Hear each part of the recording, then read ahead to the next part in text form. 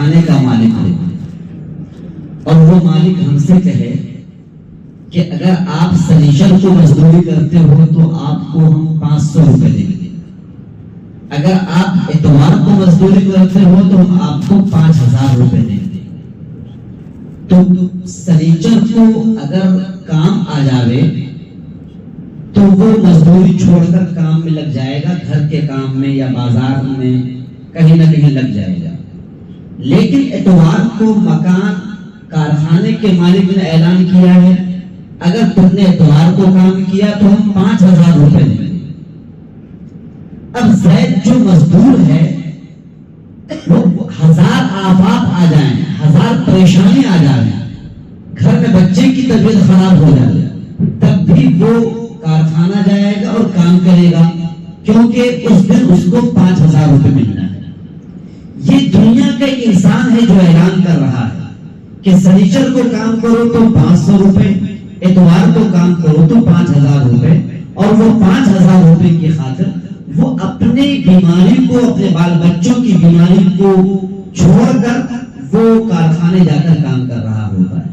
اب آپ تصور کرو وہ اللہ جو سب سے بڑا مالک ہے، جو سب سے بڑا شہنشاہ ہے، جو سب کا پالنہار ہے، وہ اللہ اعلان کرتا ہے تم نے 11 مہینے عبادت نہیں کی، بلکہ رمضان کا مہینہ آیا، 20 راتیں وہ گزری ہیں جن میں تم نے عبادت نہیں کی، اب 10 راتیں آپ کے پاس آ رہی ہیں، اگر آپ نے 10 راتیں اللہ کے سامنے اپنے ہاتھوں کو پھیلایا اور گڑگڑایا تو آپ کو اللہ وہ ثواب عطا فرمائے گا کہ اگر آپ کو وہ رات مل گئی جس رات کو شب قدر، اگر وہ رات آپ کو مل جاتی ہے تو اس کا مطلب یہ ہوا کہ آپ نے ایک رات میں 1000 عبادت کر لی۔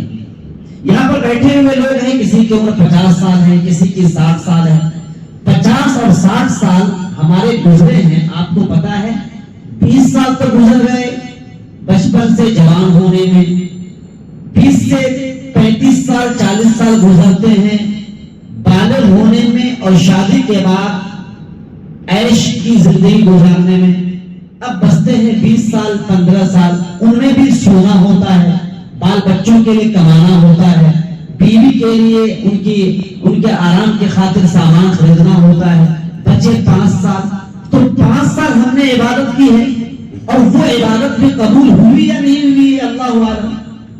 اب اللہ نے ہمیں آفر دیا، اللہ نے ہمیں ڈیل کیا ہے کہ یہ رات جو آ رہی ہے اگر تم نے رات میں جگ کر عبادت کی ہے تو ہم تم کو 1000 عبادت کرنے کا ثواب دیں گے۔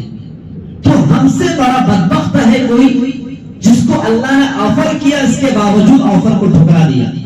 دنیا کے انسان نے آفر کیا، ہم نے آفر کو ایکسپٹ کیا، قبول کیا۔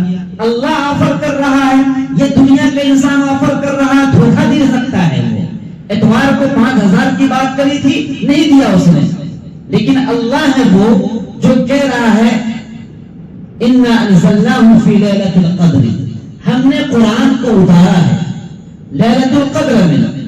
وَمَا أَدْرَاكَ مَا لَيْلَةُ الْقَدْرِ، ارے کیا تم کو پتا بھی ہے کہ لیلۃ القدر کی کیا اہمیت ہے؟ لیلۃ القدر خیر من الف شہر، لیلۃ القدر وہ ہے جو 1000 زیادہ بہتر ہے۔ جس رات میں قرآن نازل ہوا، تنزل الملائکۃ والروح، اس رات میں آسمان سے فرشتے آتے ہیں، حضرت جبریل علیہ السلام اترتے ہیں اللہ کے حکم سے، اللہ کی اجازت سے۔ کیوں آتے ہیں؟ ارے زید دعائیں کر رہا ہے، فرشتوں جا کر دعاؤں پر آمین کہو۔ افسوس کی بات تو یہ ہے، یہ اعتکاف کی گھڑی تھی، ہم لوگوں کو 10 دن نکالنا چاہیے تھا۔